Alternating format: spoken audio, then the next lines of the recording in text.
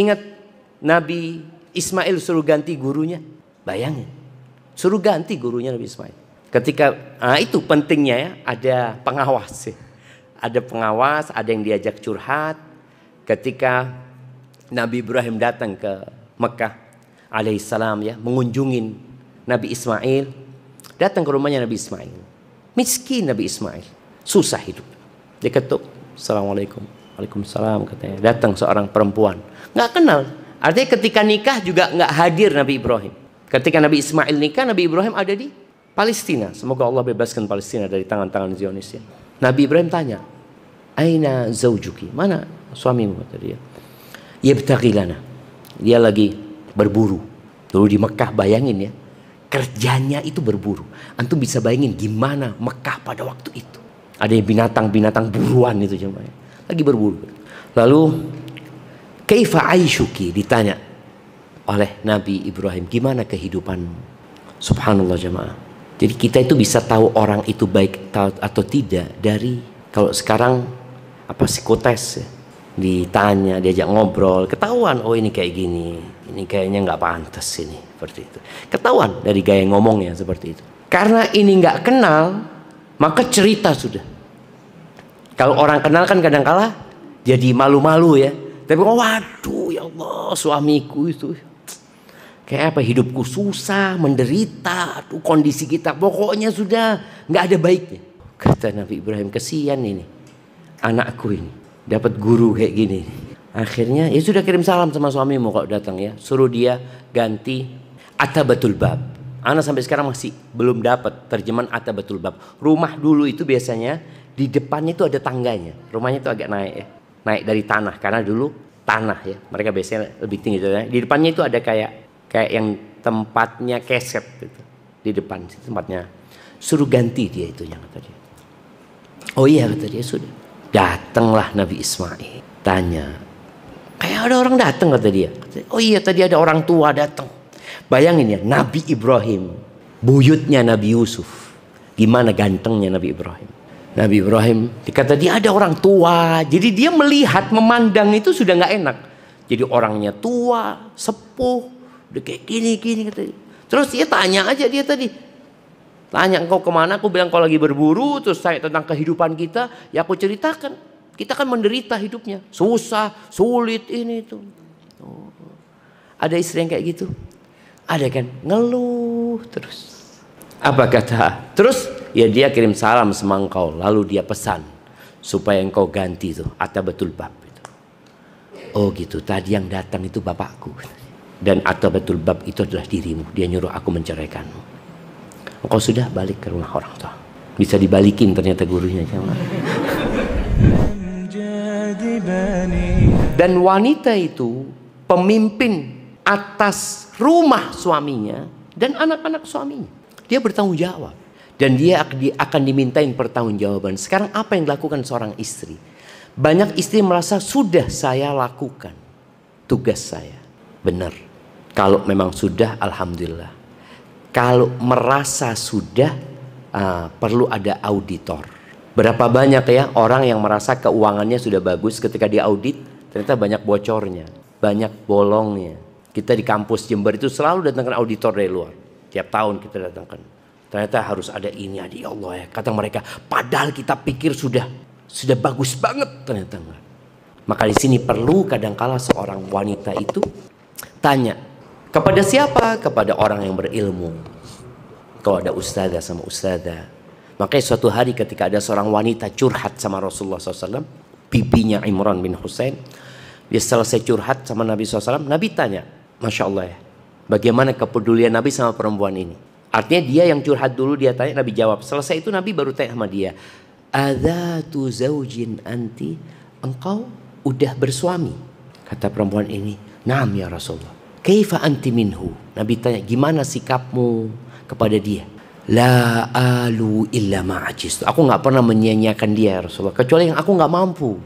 Kan kadang-kala perempuan menganggap kata-kata ini, ya sudah gimana, aku nggak mampu. Kemampuanku hanya di situ. Apa kata Nabi SAW? Unduri aina anti minhu. Engkau lihat bagaimana, perhatikan bagaimana sikapmu sama dia. Innama huwa jannatuki au naruki. Dia itu surgamu atau nerakamu. Jadi nggak main-main jemaah. Akan dimintain pertanggungjawaban. Makanya kalau kita bicara madrasah harus disiapin dulu nih. Kepala sekolahnya dibenerin. Kalau nggak bener kepala sekolah bisa diganti nggak? Nggak bisa diganti. Gurunya yang diganti. Kok bisa gurunya yang diganti? Bisa, kepala sekolah itu bisa diajukan, tapi mengajukan. Kalau mengganti kepala sekolah itu harus mengajukan kepada dinas pendidikan. Kalau nggak salah ini kayaknya kepala sekolahnya nggak benar nih, kata dia. Sering goib, sering hadir tapi goib gitu kepala sekolahnya itu. Bisa diajukan artinya. Kemudian gurunya juga bisa diganti. Ingat Nabi Ismail suruh ganti gurunya. Bayangin, suruh ganti gurunya Nabi Ismail. Ketika itu pentingnya ya, ada pengawas ya. Ada pengawas, ada yang diajak curhat. Ketika Nabi Ibrahim datang ke Mekah alaihissalam ya, mengunjungin Nabi Ismail, datang ke rumahnya Nabi Ismail. Miskin Nabi Ismail, susah hidup. Dia ketuk, assalamualaikum, waalaikumsalam katanya. Datang seorang perempuan, nggak kenal. Artinya ketika nikah juga nggak hadir Nabi Ibrahim. Ketika Nabi Ismail nikah, Nabi Ibrahim ada di Palestina. Semoga Allah bebaskan Palestina dari tangan-tangan Zionis ya. Nabi Ibrahim tanya, aina zaujuki, mana suamimu, kata dia. Yabtaghi lana, dia lagi berburu. Dulu di Mekah, bayangin ya, kerjanya itu berburu. Antum bisa bayangin gimana Mekah pada waktu itu. Ada yang binatang-binatang buruan itu jemaah, lagi berburu. Lalu kaifa aishuki, ditanya oleh Nabi Ibrahim, gimana kehidupanmu? Subhanallah jemaah. Jadi kita itu bisa tahu orang itu baik atau tidak dari kalau sekarang psikotes ya. Ditanya, diajak ngobrol, ketahuan, oh ini kayak gini, ini kayaknya nggak pantas ini, seperti itu. Ketahuan dari gaya ngomongnya seperti itu. Karena ini nggak kenal, maka cerita sudah. Kalau orang kenal kan kadang-kala jadi malu-malu ya. Tapi waduh ya Allah, suamiku itu kayak apa, hidupku susah, menderita, aduh kondisi kita pokoknya sudah nggak ada baiknya. Kata Nabi Ibrahim, kesian ini anakku ini dapat guru kayak gini. Akhirnya ya sudah, kirim salam sama suamimu kalau datang ya, suruh dia ganti atabatul bab. Ana sampai sekarang masih belum dapat terjemahan atabatul bab. Rumah dulu itu biasanya di depannya itu ada tangganya. Rumahnya itu agak naik ya, naik dari tanah karena dulu tanah ya. Mereka biasanya lebih tinggi ya. Di depannya itu ada kayak yang tempatnya keset gitu. Di depan tempatnya. Suruh ganti dia itunya, kata dia. Oh iya, kata dia, sudah. Datanglah Nabi Ismail. Tanya. Kayak ada orang datang, kata dia. Oh iya, tadi ada orang tua datang. Bayangin ya, Nabi Ibrahim, buyutnya Nabi Yusuf. Gimana gantengnya Nabi Ibrahim. Nabi Ibrahim, dikata dia ada orang tua. Jadi dia melihat, memandang itu sudah nggak enak. Jadi orangnya tua, sepuh, udah kayak gini kata dia. Terus dia tanya aja dia tadi. Tanya, engkau kemana? Aku bilang kau lagi berburu. Terus saya tentang kehidupan kita, ya aku ceritakan. Kita kan menderita hidupnya, susah, sulit ini itu. Oh. Ada istri yang kayak gitu? Ada kan? Ngeluh terus. Apa kata? Terus ya dia kirim salam sama engkau. Lalu dia pesan supaya engkau ganti tuh atabatul bab itu. Oh gitu, tadi yang datang itu bapakku. Dan atabatul bab itu adalah dirimu. Dia nyuruh aku menceraikanmu. Engkau sudah balik ke rumah orang tua. Bisa dibalikin ternyata gurunya. Nah, dibalikin. Akhirnya nikah lagi. Bayangkan, nikah lagi sama, kondisinya tidak berubah. Nabi Ibrahim datang lagi, tidak ketemu Nabi Ismail. Pertanda kondisi ekonomi mereka sama aja, nggak berubah. Nabi Ismail nggak ada. Ya, gimana kehidupan kalian? Ya Allah, senangnya kita hidup, kata dia.